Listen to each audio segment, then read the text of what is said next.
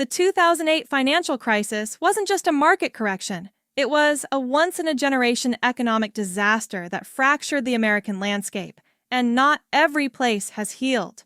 While the headlines eventually moved on and stock markets climbed back, the truth is, some American cities never truly recovered. If you've driven through parts of Detroit, Cleveland, Stockton, or Flint in the years since, you've probably seen it. Boarded-up homes, empty schools, forgotten malls, and a lingering sense that something broke and never got fixed. This isn't just a story about dollars and debt. It's a story about people, places, and the kind of loss that reshapes entire communities. The crisis officially began with the collapse of Lehman Brothers in September 2008, but the seeds were sown long before. Banks were handing out subprime mortgages like candy, real estate speculation was out of control, and millions of working-class Americans were convinced they could finally own a piece of the American dream. But when the housing bubble burst, it wasn't CEOs who lost their homes. It was teachers, nurses, retirees, and young families. Property values plummeted. Foreclosures skyrocketed. Pensions were gutted. And across the country, cities that had once thrived on steady blue-collar work were plunged into chaos. Suddenly, everything that felt stable, your job, your neighborhood, your future, was up in the air. For those nearing retirement or already retired, the hit was devastating. Lifetime savings evaporated. Home equity collapsed, and many were forced to delay retirement, downsize, or support younger family members who couldn't find jobs. Some cities were hit harder than others, and the hardest hit didn't just suffer a temporary dip. They were fundamentally altered. Take Detroit, Michigan. Once the beating heart of American manufacturing, it became a cautionary tale. Tens of thousands of homes were abandoned, the tax base crumbled, and entire neighborhoods emptied out.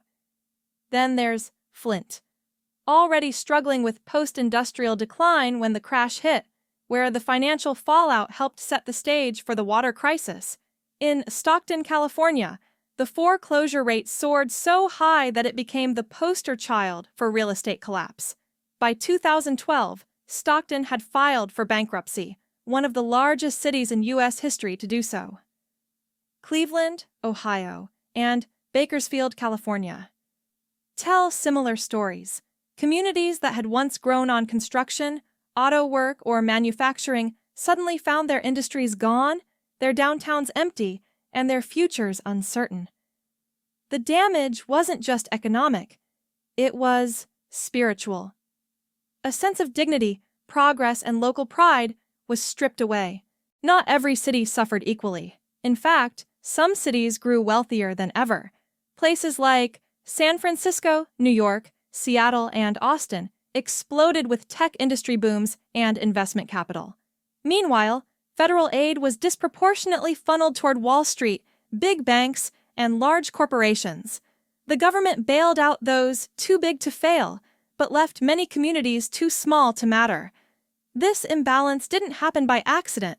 It was the result of late policy decisions that favored growth over equity. Rural and working-class cities, especially those built on now-defunct industries, were left to innovate their way out of the rubble, with no roadmap and no real support. Infrastructure crumbled, social services were cut, and the generation who had helped build these towns, who paid taxes, raised families, voted, and believed in the system, was left feeling abandoned. It created a kind of economic disillusionment that still lingers today, especially among older Americans who see the country they grew up in slipping away. For many people over 60, the 2008 crash wasn't just a crisis, it became a dividing line in life.